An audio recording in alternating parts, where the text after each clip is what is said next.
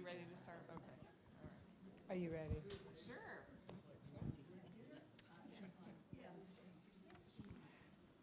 Good morning. Welcome. I'm glad you're here. This morning, we welcome Deborah Connor to our last in our series, A Life of Service, Reflections on Pastoral Ministry and Future of the Church. Deborah is our parish associate for senior adult visitation. Deborah was born in Germany and grew up in an Air Force family living throughout the continental U.S., Alaska, and Europe. She received a BA from San Francisco State University, an MDiv from Columbia Seminary, and a DMin from the University of Dubuque. Is that how you say it? Mm-hmm. Oh, good. A theological seminary in Iowa, focusing on issues related to clergy leadership and congregational care. Deborah has served churches in California, Georgia, and North Carolina as an elder and pastor working in the areas of Christian education, family ministry, evangelism, member engagement, and pastoral care. Most recently, she served Myers Park Presbyterian Church in congregational care. Deborah and her husband Steve live in Davidson and have 2 grown sons and 2 grandchildren. Welcome, Deborah. Thank you. It's good to be here. Can you all hear me? All right? Okay, good. Good. Okay. Let the questions begin. Okay, here we go. What was your experience of faith as a child in your home or in your church? Well, I'll tell you, faith was very important in my family for both of my parents. My mother actually was Catholic, my father Presbyterian, but he grew up Primitive Baptist in Mount Airy, North Carolina. But when he was a young man, he went to Elon. It was Elon College then, now university. But when he was there, he thought, he said, I'm not sure about a church that says you can't drive a red car, you can't dance, you can't play cards. He said, I don't see that anywhere in the Bible. So what he did was he looked at all the Protestant denominations and settled on becoming Presbyterian, which suited him. He's deceased now, but which suited him because he was very strong-willed and stubborn, and I think that's a requirement of being a Presbyterian. But for both of my parents, faith was extremely important. And my mother, she would go to Mass at the Catholic Church, and then we would attend the Presbyterian Church together as a family. And we went every week. You did not miss church unless you were in the ICU. In fact, it amazes me now, just looking back, when I was 5 years old in kindergarten, I got a Bible, a white Bible, I still have it, for perfect attendance in Sunday school. And then I had a whole string of all those pins, that they used to give out. Yeah. But it was, we moved around a lot. So I was thinking this morning, I thought, how many different Presbyterian churches did we attend? But by the time I was 18, and that was 7 that we participated in. Of course, I was in youth group. I sang the choir, both children's and youth choir. Very active. Some of it was because there was nothing else to do on Sunday. Everything was closed, as you recall. And my father was pretty strict about that, about the Sabbath. And I think that came from his Primitive Baptist background. He really believed it should be a day where, you could read the newspaper, but not much else went on. And in fact, my parents liked to stop by and visit people after church. They would which I remember as a kid thinking, oh wow, this family wasn't expecting this, when we would just drive up. But when I got older, I could hardly wait to go to youth group because there was something to do on Sunday night. But it was very important, and both my parents had a very deep faith, which I'm grateful for.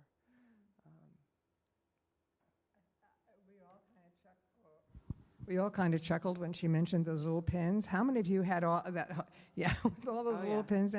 So, was the church especially important as you moved in different parts of the country and the globe, actually. It was. One of the things that you notice when you go to a lot of churches like I did was that the church is remarkably the same wherever you go. At least Presbyterian churches were and are. Not just the theology, but just the feel of it. I mean, the hymn book's the same, and the theology was the same by and large. There was a little difference between the northern churches and the southern churches that we attended, but not much. And I think I always felt like the church was home. It was always that one familiar place, no matter what new place we moved to. The church, different people, but it was the same church. And that was very powerful. So the church for me is always, well, not always, we'll get into some later years here, but the church now especially, and was, except for a brief time period, has always just felt like a place of home, whether it's any Presbyterian church, is sort of how I felt. Yeah, and actually, as I, at times, like when I've been on sabbaticals or after retiring, when I could go to any church I wanted any Sunday, what a gift that is, y'all. I'm not saying you shouldn't come here, but I'm just saying you have freedom to go and see what's going on out there.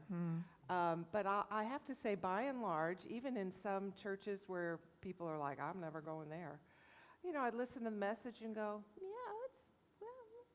that fits. But there's certain things that churches do, most of them, I would say, the majority of them, that's the same. They greet people, they sing together, they listen and read scripture together, they talk a lot and drink coffee together and eat food.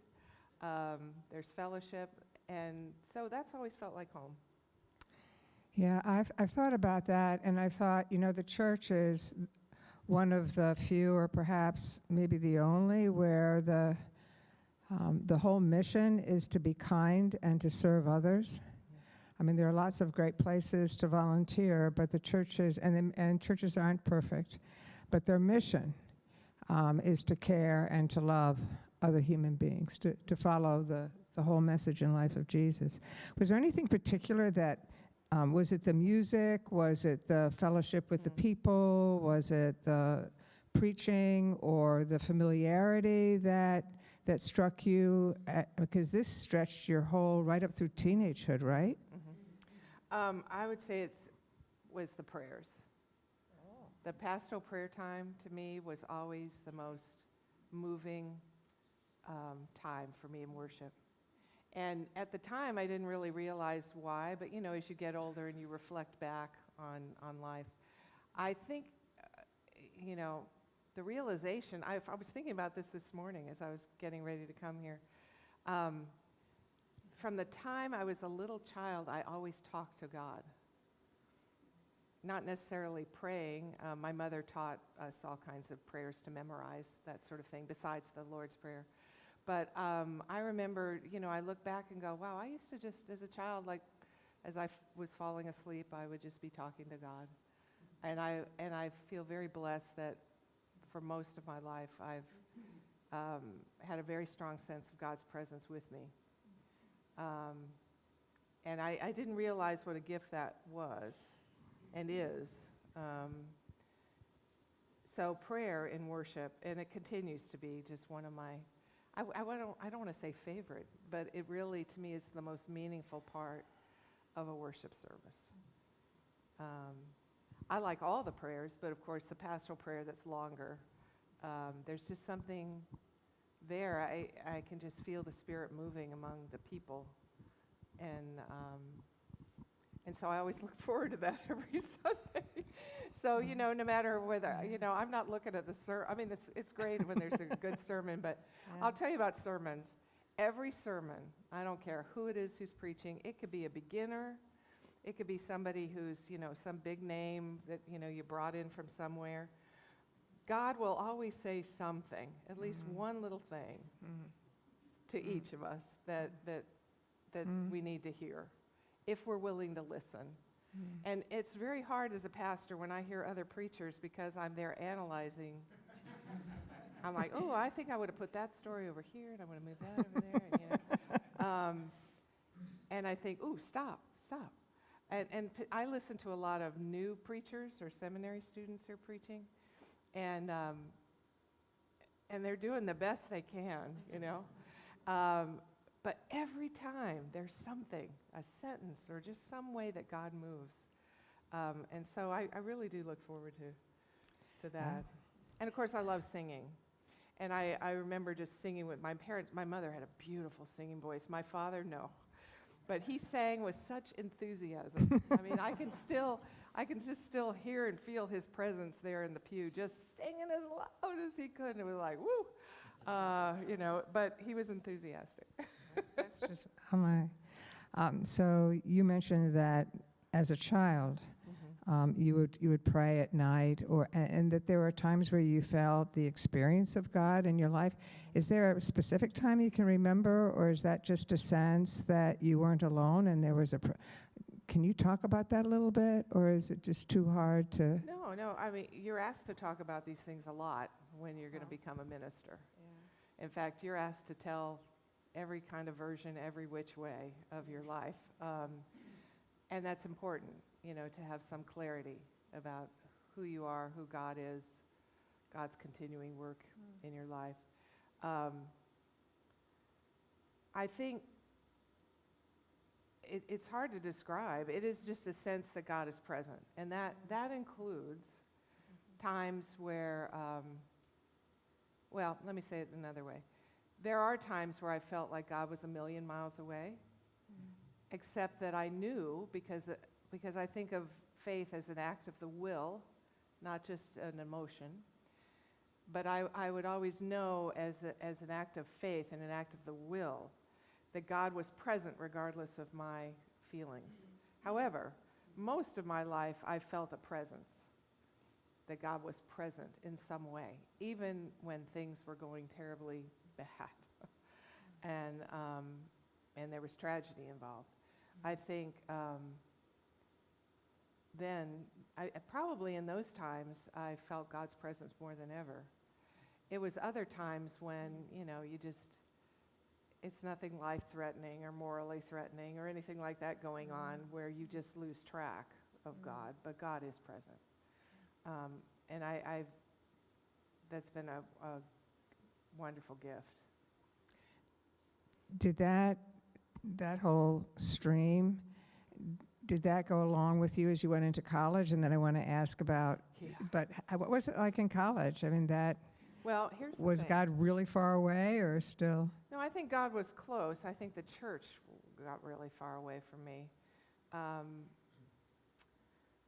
When I was 17 and I looked around the church, and I was a teenager in the late 60s, and that was a very tumultuous time. And the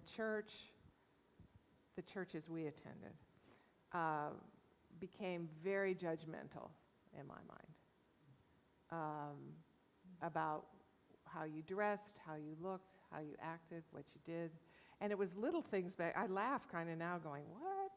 But, like your skirt was too short. And I don't mean like short like some of the girls are wearing now, but I mean it was above the knee, or it was just, I felt like it was a place where you couldn't be yourself. And I looked around. I remember looking around one Sunday thinking, if this is all there is in terms of following Jesus, I thought, no. And that was real. It's very difficult, when you're a spiritually sensitive young person to feel all that judgment. And I think for me, it's like a door just shut at that time, where I thought, therefore, and this, of course, your brain's not developed at that age. So my conclusion was, therefore, I don't believe in this. And that can very easily slip into, I don't believe in God. And yet, what did I do? I started hanging out with, I met these Buddhists at the park. And, they were giving out oranges, and they had this lovely temple, and it was the spiritual part was still part of my life. I just no longer was finding it in the Christian church. And I started reading about, I've always been an avid reader, reading about Eastern religions, and I thought, well, here's the ticket. And all the people that I met that were involved in Eastern practices were welcoming and just accepted me for who I was. Because aside from church, where we had to dress up, I was still going to church with my family. It wasn't an option. But I remember just thinking, And because, when you wear jeans that were embroidered, and I did artwork all on them, and you have a work shirt, and my hair was long, and I was barefoot a lot of the time. Nobody in the church wanted that. I can tell you, nobody wanted that. And so I just felt like that door was closed. So when I was in college, I just went my own way, and I was always interested in spiritual things, and I felt like there was a spiritual presence. But at a certain point, I became very lonely spiritually, I would say, meaning that I was on a hunt for meaning, and I kind of hit a wall. And that was very frightening, to just feel like I was just alone out there on my own. I had family and friends and all that, but just spiritually, it was gone. Fortunately, that didn't last a long time, but I actually, I'll tell you what brought me back to the church, Billy Graham. Now, for better or for worse, because every time I mention Billy Graham, my husband's like, oh, he got connected with Nixon, and da-da-da-da-da. He went on, and he was kneeling on the White House lawn. I said, time out. Did you read his biography? Did you, come on. He did get burned politically in this country. But here's the thing about Billy Graham. He had one key message, and that is God loves you. That, and the way he could just look at a camera, when you see that on TV, the crusade, and just say, God loves you. Well, that did it. And the next thing I know, I thought, oh, wow, I'm gonna try church again. And I actually went with some friends to a Baptist church. It was near the college. And again, it was during the prayer. It was a Baptist church that did 20 minutes of singing, 20 minutes of preaching, 20 minutes of praying. That was your hour, and then a lot of fellowship. And it was during the 20 minutes of praying that it's like I was back, and God had always been there, but I was back. And so then I realized at that church that women couldn't do anything except teach the children, which amuses me, because when you're not, it's like, okay, so you can't teach men, okay. But you can teach children, and you can form the minds of generations. That was, anyway, down the block, there's a Presbyterian church. Now, here's the thing. So I went back, and I thought, oh, yeah, all familiar. But I'd had this spiritual experience of God, and I thought, what do I do with this? Fortunately, and this was providential, the pastor there was into Thomas Merton and a lot of the Christian mystics, both contemporary and classical mystics, which I had no idea. I had no idea growing up about this rich tradition of contemplative practices of spirituality in the Christian church. And so I began pursuing that at that church. I ended up being ordained as an elder there, and which I was the youth elder. I was 26. I love that I was the youth elder. In the meantime, prior to this, I married young, right out of college.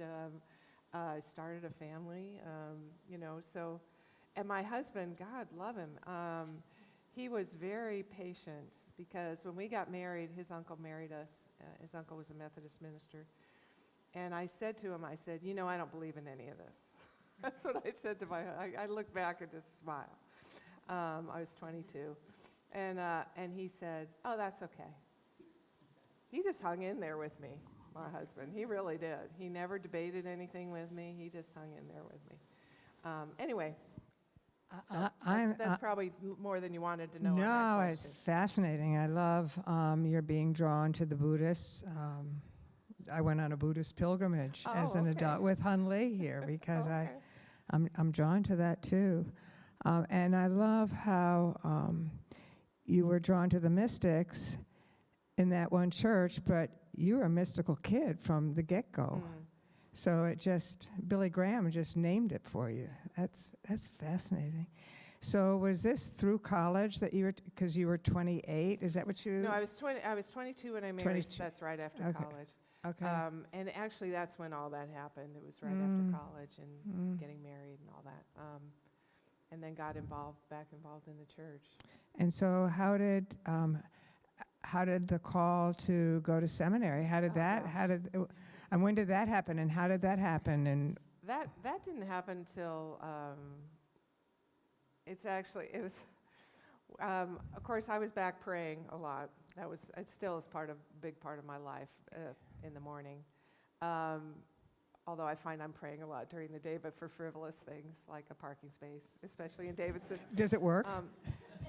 No, my mother was queen of the parking space angel prayer. I mean, my mother, honest to goodness, my mother, we would go downtown every town that we lived in was downtown. There were no malls. And she'd go, now start praying for a parking place. And honestly, we always found one.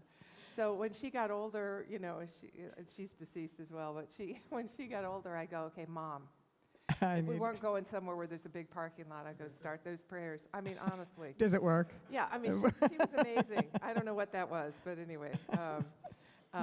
Okay, I got off track. So I asked you, you had graduated from college and Right. went to seminary. You said that was much later. Oh, I know and what I was so going to say. So my husband and I, we moved from San Francisco down to Los Angeles. I was pregnant with our second baby, and I had been working. I worked at a university after our first child was born. Then we moved, and I was going to stay at home for a little while. Which, by the way, I tried it. I'm a loving mother. You can ask my children, but I'm not a good homemaker. Like some women they've got the gift. I mean, it's a gift. I would spend time playing with the kids. The house was a mess. Dinner wasn't made. I was just I couldn't get myself organized. I just felt like I'd go to my friends' houses and go. And my mother was really great, but I just didn't have that gift. But anyway, I was pregnant with our second child, and I'd been praying. And before we left, I have to say, before we left San Francisco, the pastors at the church we were attending had all come to me separately and said, "We think you have a call to ministry." And I went, "No, thank you." And then we moved, and I thought, "Oh, yay, I don't have to hear that. When are you going to apply to seminary? When are you going to, I just thought, good. Well, we get down to Southern California, and I thought, well, maybe I should pray about it. And so I thought, well, I'll pray about it. So about 2 months before our baby was going to be born, I told my husband, I thought, yeah, I'm being called to ministry. So I told my husband, he was really dear about it. He said, now just sit down. He said, I know this has been a rough pregnancy. Why don't we have the baby and then sort of see where we are? And so actually 3 years after we had our second child, I started seminary. But I was still reluctant. I have to say, it wasn't one of these things like, oh, yay, I can hardly wait. I didn't want to preach.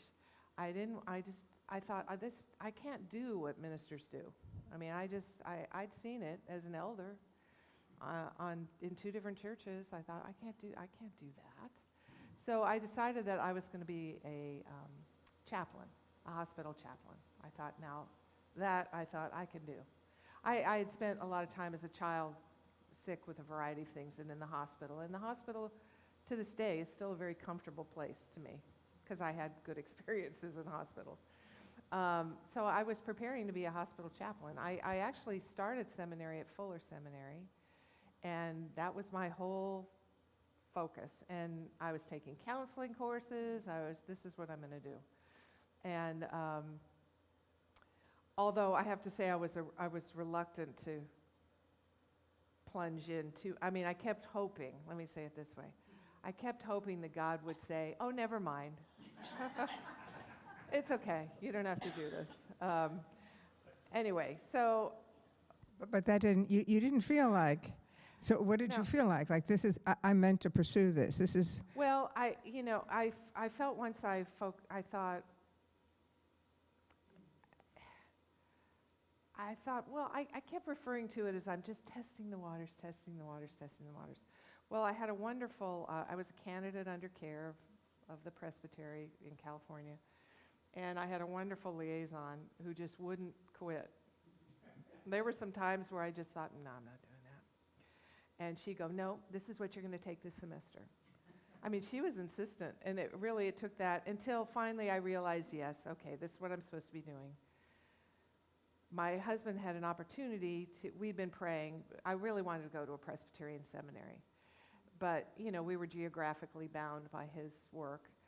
But then he was offered 3 opportunities, one in Chicago, which would have meant McCormick, one in New York, which would have meant Princeton, and one in Atlanta. And my husband grew up in Minnesota. He said, I am not shoveling snow ever again. Let's go to Atlanta. How bad could it be? That was our approach. And we went over to Columbia Seminary because I thought, when you transfer in a master's degree program, sometimes they say, sorry, we can't take these units, or they took all of my credits from Fuller. So I saw that as another sign, and so I enrolled at Columbia. And it was there that I began to realize that, because you have to do internships, and you go on what they call alternative context, where you experience other settings. And so I thought, I could serve. I loved going up. I went on like 3 weeks to Appalachia. Had a wonderful experience, but I realized, I'm a city girl. Because I thought, maybe I could serve a rural church and, be the church in the Wildwood, and, it'll be wonderful. And then I realized after spending time there, I thought, no, this isn't me. And then I did an internship at a small Presbyterian church in Atlanta. And the first week I was there, the pastor said, I'm going on vacation for a month. It took a month. And he said, but you've been an elder in churches, you know what to do, I'm like, okay. So actually I did run the session meeting, but I wasn't a pastor on that staff. But it was there that I realized, wow, maybe parish ministry is where I'm supposed to be. And I really enjoyed it. But still, I was doing a hospital chaplaincy, a clinical pastoral education, because I still had in my mind, I'd done so much preparation in that direction, that's what I was going to do. So I did 6 months as a chaplain in the hospital. And while I enjoy pastoral care very much, I thought, I really miss the church where you have a variety of things that you do. Because when you're in a hospital setting, I had 2 floors, I think 15 rooms that were my rooms, okay? But every couple of days, there's somebody new in that room.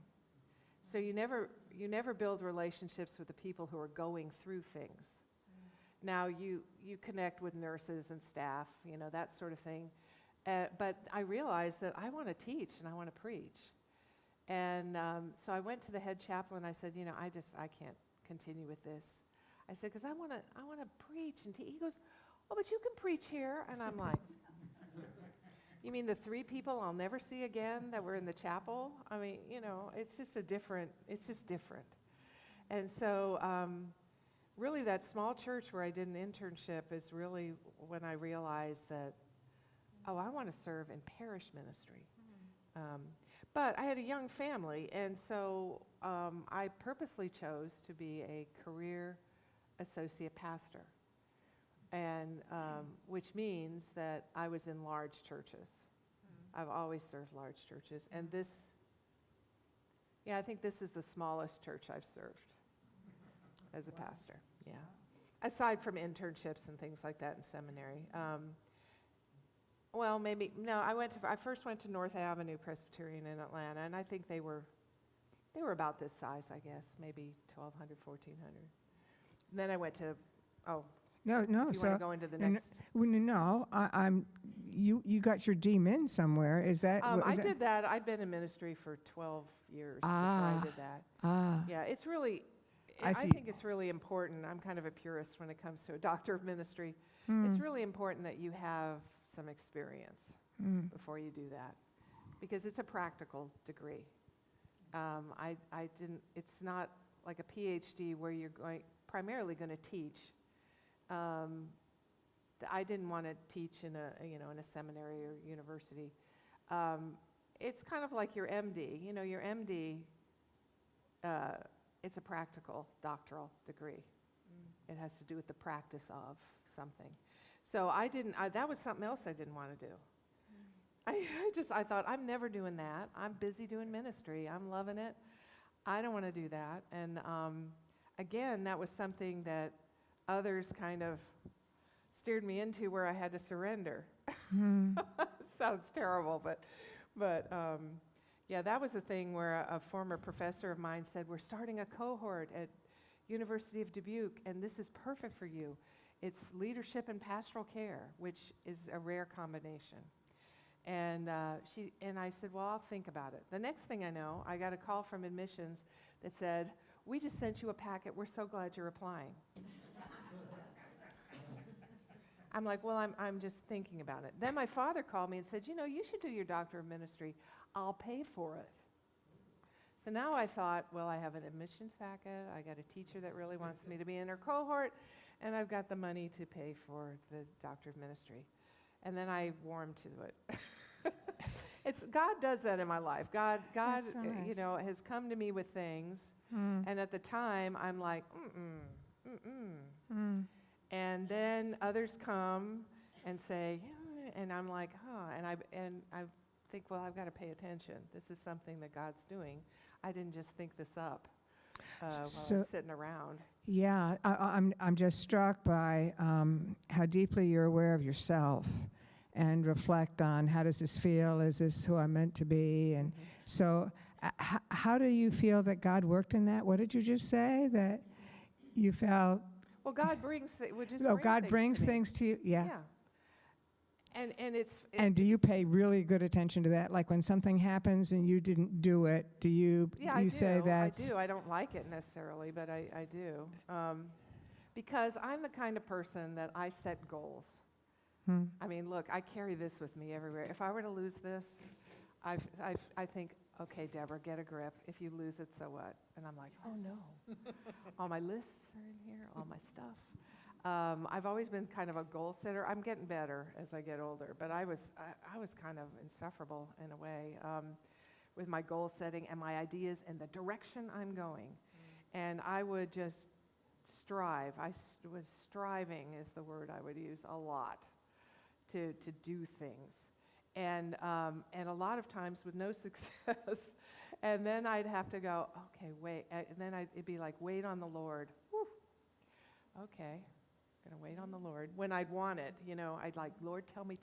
And then God, I've just noticed this pattern as I reflect on my whole life, that there's this pattern of my striving and then my waiting and then something coming up that I hadn't thought about. I mean, I approached retirement that way. Like, I didn't want to retire, so I didn't. I mean, I retired, but I didn't. I mean, I'm working, obviously, but I remember thinking I had some ideas about what I was going to do, and that's not at all what happened. At all. I mean, at all.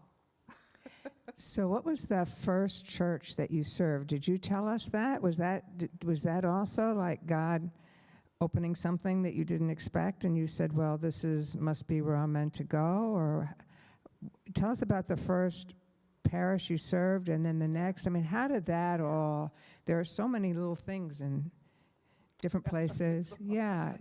Can you tell us about that journey and maybe an experience in? Sure. Yeah, I can.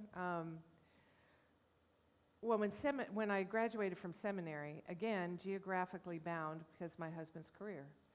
And so that makes it a challenge to find a call because you can't just go anywhere in the U.S. And so I graduated in 91, and then it took me till 92 to be ordained in a church. However, when my last year of seminary, I was teaching at North Avenue Presbyterian. And I was actually kind of a regular substitute teacher for one of my seminary professors. Whenever he was out of town or whatever, I would teach a class. And I fell in love with them. They fell in love with me. Our family had been attending another Presbyterian church, but we started attending there because I was teaching there quite a bit. And I just fell in love with that congregation. And then a member of that Sunday school class who was on the board of trustees of Columbia Seminary took my resume. I guess she just asked my PIF, my personal information form, just asked for it there at the seminary. I don't know how she got it. Anyway, they had a PNC there, and I wasn't thinking about that church at all. In fact, I didn't even know that they were forming a PNC. Anyway, she submitted my personal information form for me. It's funny. But anyway, and actually, having spent a couple of years there, I felt like I had a call there, that God was calling me to that congregation. I don't think they knew it yet, but I had this sense that that's where I was being called. But I thought, well, we'll wait and see.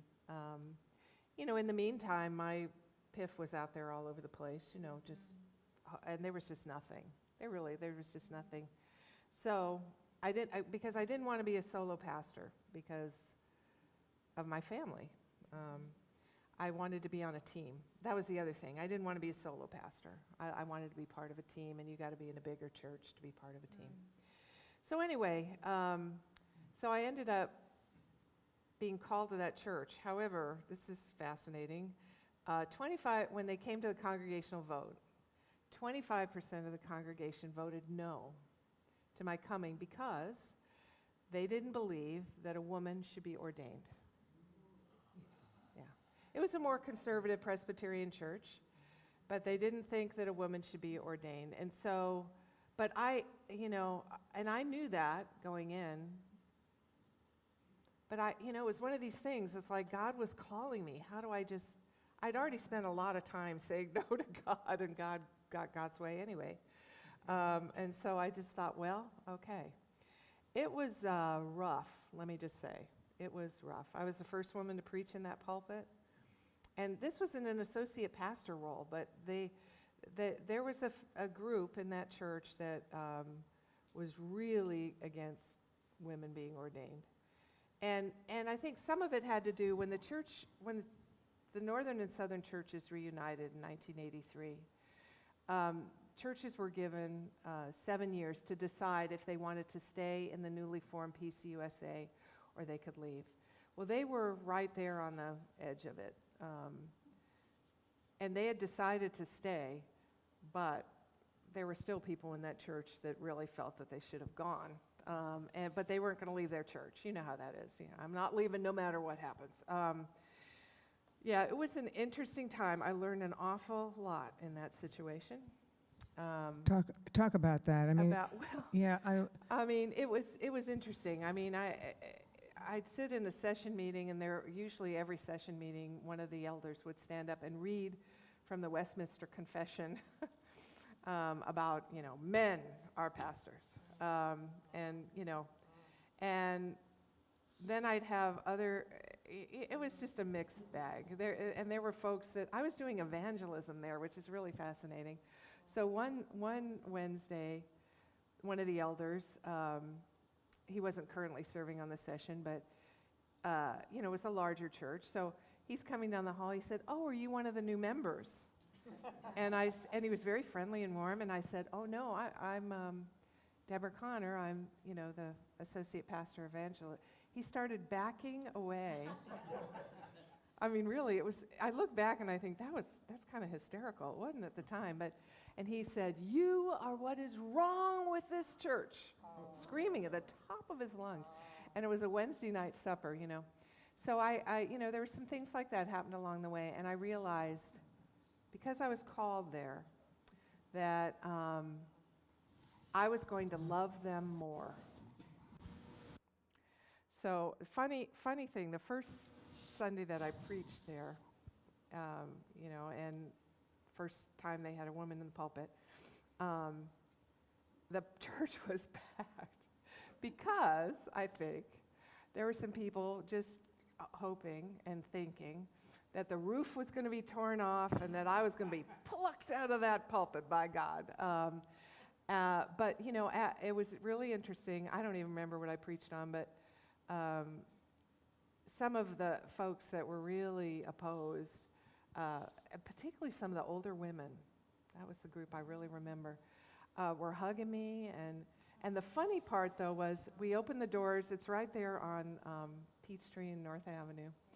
Opened the doors of the church, greeting on the front steps, and it was the Pride Parade Sunday. So they've already been through one trauma, having a woman preach, and now there are the floats and the whistles and the everything. And it was kind of funny, really. It was sort of humorous, but it was rough there. It was I have to say, it was a rough start. It was a rough start, and I made the best of it. I feel like I did some ministry there. I think the main ministry that I did there was just loving them in spite of it. And so in that sense, I didn't think of it this way, but many years later, people said, "Well, you were a trailblazer for us because we've had other women, and you were able to gracefully manage that." But what happened was, after a couple years there, Frank Harrington, who was a longtime pastor at Peachtree Presbyterian, he called me and he said, "How long are you going to let them kick you around down there?" I mean, that was Frank. He would say things like that. Yeah. And I said, "Well," he goes, "You need to come talk to," I'm like, "I don't want to come." Again, it was one of those things, I don't want to come talk to you. But he was a very imposing man, and so I went and talked to them. They had a standing APNC committee. Yeah, they did, which is not Presbyterian polity, but that's what they did. So I ended up going there next. So at that church, the difficult one. Oh, I mean, normally, if you're going to call an associate pastor or a pastor, you, you would do a study, and then you would select people to be on that committee. It's a committee of people. They meet with the presbytery. The presbytery talks to them about the process, how you begin to look for a pastor. There's whole procedures and everything to look at. And usually every call is a separate group of people. So you have, you'll have a PNC for head of staff. You'll have an APNC, associate pastor nominating committee for an associate pastor. And you typically, the idea is you don't want the same people making the same, choosing all the staff in a church. And so, and also it's rigorous work. It can take sometimes a year and a half or two, depending. Some churches it takes longer depending on what's going on in the church. So does that help explain what it is? Yeah, does everyone else know now? Okay. Oh, okay, yeah. So pastor nominating committee. So an APNC is an associate pastor nominating committee. So yeah. They had a standing committee? Yes, they did. A standing, It was basically their personnel committee of the session. That's what I discovered later. And the reason, I asked a lot of questions of Frank Harrington, and I don't know that he always liked it, because I'd just be like, wait a minute. And then I realized, it's the largest church in the denomination, and they kind of did whatever they wanted. But he was true blue Presbyterian, I have to say. That church was a really wonderful church. Anyway, yeah, so they had a standing one, save time. So he could just grab anybody he wanted when he wanted them, yeah. How big was the staff there then? There were 12 clergy at the time, yeah. And yeah. In that experience where people were so difficult and you chose to love, what did you learn about yourself? What did you learn about your faith? I mean, how? Well, I learned that I was a stronger person than I thought I was. Because I think sometimes we tend to think of strong people as having a certain amount of bravado and, charisma, and I don't know. We have all kinds of things saying strong people are. But if you're more of a gentle soul, they don't necessarily think of you as being strong. And I'm not sure I'm a gentle soul. My children might not say that I am, but if you're a tender-hearted person, people don't necessarily think of you as strong until they see that you're strong. Because I think there could be both. You can be tender-hearted and strong. And I think that's one of the hardest things about ministry is I think it's important to be tender-hearted and strong at the same time. Because it's no joke serving a church. It's no joke. I mean, when Jesus says, be wise as serpents and innocent as doves, I think that's, because it's a challenge, I sometimes jokingly say, we say to people, we open the doors wide of the church and say, sinners, come in, and they do. And so, we all have our failings and our strengths. Yeah, I served on a church staff for 10 years. Oh, And so God when bless you see the inside workings, it's be as wise as a serpent and innocent as a dove. Yeah. So you learned then a reinforcement of your deep, quiet sense of love and strength. And that carried you.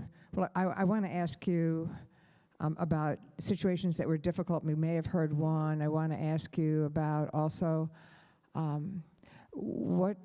name an experience that, because this is only the first church we're hearing about. There's more. So, I don't know how to jump ahead, but I think it's important to learn from you, Deborah, especially feeling that sense of God's presence in your life. Can you share an experience or two where you felt that this was a joyous experience, this felt right, and I'm deeply grateful? Oh gosh, there's so many. That's the thing. But I think, well, one of the things, here was one particularly joyful. It's hard to choose. There's the two come to mind that are not related to each other at all. But one of my goals in ministry was to empower congregations to love one another in such a way that they would no longer need pastors. You know what I'm saying? That's a big one. You know how people will say, call the church, which is usually a euphemism for call a pastor. But how do we minister to each other? And so when I was at Peachtree, being a really large church, I wanted to give the ministry to lay people and equip them in order to share God's love. Now, we had 110 Stephen ministers at that church at the time. And we had no deacons, but we did have pastoral care folks on the session. There were 60 members of the session. And in any case, I mainly used a lot of the Stephen ministers because I realized the pastors in a 10,000 member church could not take care of everyone. I wanted people to learn to care for one another. So I started it there, but when I got to Myers Park, I could really, my dissertation for my DMin part of it was that, using the story of Moses and Jethro, where he's saying, why are you trying to do all this yourself? Divide them into groups, train people to care for each other, basically. And so one time I had been, visiting a family where someone was close to death, and when this man died, I heard someone said, oh, they died. So I called the house immediately. A family member answered the phone, and I said, I am so sorry to hear, I'll just say John, that John died. I'm his pastor. And the person on the other phone said, his pastor's already here. It was his Stephen minister. is Stephen. The family knew that Stephen minister. That, I can't even tell you how joyful I felt. I thought, I mean, I went. Of course I went. It's not like, oh, I want to give it away so I can just put my feet on my desk. I mean, no, it was just the joy of that, of people caring for each other, and it counted for something. It wasn't like, well, I've been visited by but it wasn't until the pastor came that it was a real visit. You know, it's like, wait a minute, you know, when I see people caring for one another in that way, it's just really joy-filled. The other is related, I'll tell you a wonderful thing. When I was at Peachtree, we were one of the sponsoring churches for a Billy Graham crusade. Yeah. Oh, and yay, this is so wonderful. Well, one I got to know, well, this is before I got to know her. I knew Billy Graham's sister, but our church, because our church was one of the sponsoring churches, I got to sit on the platform where Billy Graham was preaching. This was like the thrill of, I was in the very back, like it's like it just dropped off in the back, and the choir was right there. Oh my gosh, it was spectacular. But the coolest part of that was, you know, when he invites people to come down for prayer, going down, I came down off the platform and I went out there to pray with people I did not even know. Oh, was that just the most incredible experience? Incredible experience. Just one, meeting him, sitting on the platform in the very, very back, but then praying on the stadium field for people. That was really a joyful time. And then there's just 1,000 more. There's just 1,000 more, I can't even tell you, that I've been blessed with. So through all of that, and maybe this leads, I almost went over last time, and we've got we have 5 minutes. What a rich life, and you're not even old, Deborah. I mean, I know we all are. Such a rich life. You mentioned earlier, I wrote it down, that you had, or people have, a hunt for meaning. Mm-hmm. And you experienced the presence of a divine spirit, a loving spirit, God. How do you see the future of the church? What do you see? I mean, you've been in that for a long time, and you've been drawn to that as a little kid. How do you see that unfolding, especially now? Well, it's interesting. Right now, I'm part of a pilot program called Inside Out Leadership. And it's a group of folks. We've all participated in something called School of the Spirit, and you can ask me about it later. But it's contemplatives. It's people that are consider themselves to be contemplatives, who are looking at the church and our ministry settings. These are all people that are in ministry, as either pastors or elders, although I'm mainly with Methodists. You know, I love the Methodists for their piety, their sincere piety. That we have some of it, but we're into thinking. But one of the things that I'm seeing is we sometimes wonder why people leave the church. And I think some of it is we are really good at discipleship, meaning we're really good at teaching the faith and then actively living out the faith based on what we've been taught. But I think what people have in addition to that is spiritual formation. And spiritual formation is different than discipleship.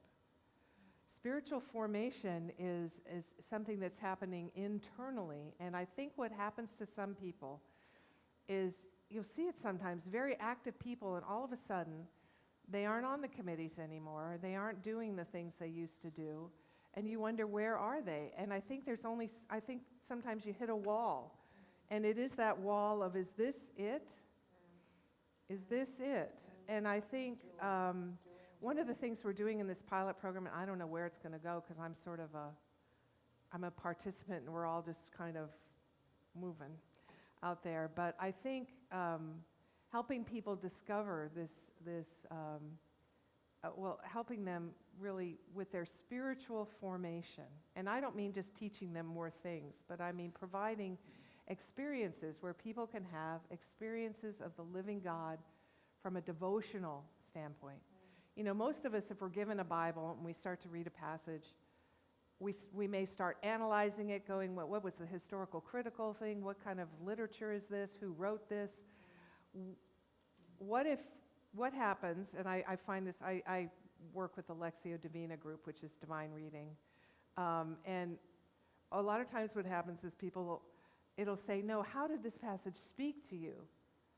Not when was it written and who wrote it and what does this mean and this Greek word means this or this Hebrew word means this. But as you read this, what did God say to you out of this? And I don't mean something like, you have to be careful with this. I don't mean like shaping something to fit your beliefs. I mean sincerely just reading something. And I think we've all had this happen to us, but we just didn't know how to frame it. So have you ever had someone come to you going, oh, I was reading this psalm today. It's unbelievable. Here, look at this. Just look what it says. And you kind of go, because it's not speaking to you. It meant something to them, but you're like, wow. They're like, you should read it. And you're like, yeah, okay. But I think we've all had an experience where we've just read something that's resonated with us in such a way. Well, I think that's God speaking. And I think we forget to put emphasis or pay attention to the work of the Holy Spirit. We love the Father and the Son, and the Holy Spirit, and we don't understand the Holy Spirit. We can't contain God. We can't contain the Holy Spirit. But we could have experiences of the Holy Spirit. We could place ourselves in positions where we do. And I believe the spiritual formation then energizes, my microphone's coming up. I think the spiritual formation energizes the discipleship. Yeah. Because my hope for everyone that does something in outreach or on a session, when they finish their term, they would say, wow, instead of, whew. Because we are not meant to be exhausted in ministry. And I think without the spiritual formation, we don't have the energy and the ability to then do what God is calling us to do. And so anyway, I think I'm very hopeful for the church. It hasn't been destroyed yet. I don't think it will be. I think we're going to have more opportunities than ever to reach out to people that are on the margins. As social services, I don't know how long this will happen, but as social services begin to disappear for a lot of people, and I suspect a lot of them will disappear, a lot more than we've already seen. As people lose their jobs, and all these things that are happening right now, and I can't predict the future, but the church more than ever will have an opportunity to reach out to people, to give them hope, to help them find work, to help them have food, to help them find housing, to give them some glimmer of God's love. So while I'm saddened by many things that all the time that happen in the world, I'm also excited because the church has a place. That is such a important spirit-based, loving-based call for us on what we can do in the future to make this a better world. It's just a beautiful way to end. Deborah. Thank you, Pam. Deborah, thank you. And before we thank her, I want to announce that next week we have Peter Henry, and Peter is going to talk to us on what a friend we have in Jesus, but do you have one at church? The importance of friendship. So that will be good. And you have touched our hearts, so thank you. Thank you, Deborah. Very welcome. It's good to be here. Thank you, Pam. Thank you. Thank you.